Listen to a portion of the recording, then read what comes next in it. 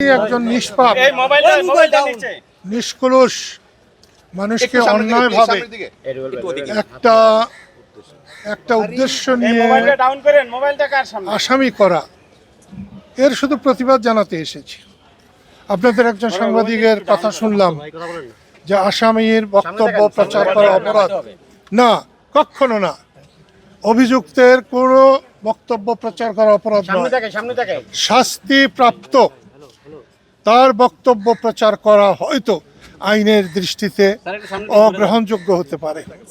কোর্টের ভিতরে আমরা দেখলাম যে পুলিশ যারা এখানে দায়িত্বে আছেন তাদের সাথে আপনার ভাইয়ের বাকবিতণ্ডা হচ্ছিল এবং উনি কোর্টের দৃষ্টি আকর্ষণও করছিলেন।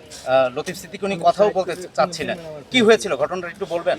আসলে প্রত্যেক অভিযুক্ত তিনি কথা বলতে পারেন, তাকে যেহেতু কোর্টে এনেছে তার কথা বলার অধিকার আছে, তিনি সেই কথাই বলতে চেয়েছিলেন। গত রাতে তাকে ডিবি অফিসে নিয়ে যাওয়া হয়েছে, আমি তাদের যে সুন্দর ব্যবহার দেখছি, এখানে তার বিপরীত একেবারে অসুন্দর ব্যবহার। আমার গায়েও ধাক্কা লেগেছে। লতিফ সিদ্দিকী 87 বছর বয়স, যার এই বাংলাদেশের জন্মের বেদনার সাথে তিনি জড়িত।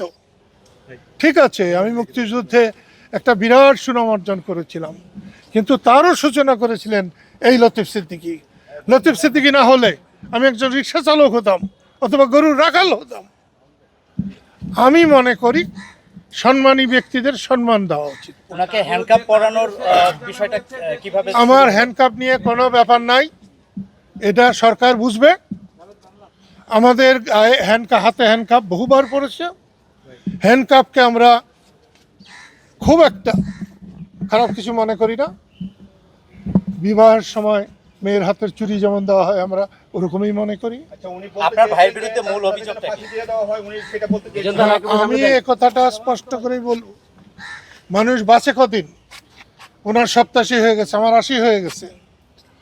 এখন যদি উনি কোনো অপরাধের দায়ে, যে অপরাধটা করেন নাই, তার ফাঁসি হয়, আমরা সাদরে গ্রহণ করব, কারণ আল্লাহ তাআলা তাকে তখন মুক্তি দেবেন, আল্লাহ নিজেই বলেছেন। উনি নিজেই তার ফাঁসি চাচ্ছিলেন, এটা কি বলেন? উনি যেটা বলছিলেন এই কথাটাই আমি যে কথাটা বললাম, যে বিনা অপরাধে যদি তার ফাঁসি হয়, তাহলে তো দুনিয়ায় যে ভুল ত্রুটি করেছেন সেগুলোর থেকে তিনি মাপ পাবেন, এবং আমরাও সেটা চাই। ওনার বিরুদ্ধে মূল অভিযোগটা কি আপনারা কি জানতে পেরেছেন? আমি নিজেই বুঝতে পারলাম না। ওনার বিরুদ্ধে অভিযোগ শাপলা চত্বরের গণহত্যার একজন, কি বলবো, পরিকল্পনাকারী বলা যায় না, কারণ তিনি কিচেন ক্যাবিনেটেও ছিলেন না, তিনি তখন পাট মন্ত্রী ছিলেন। পাট নিয়ে হত্যা চলে না।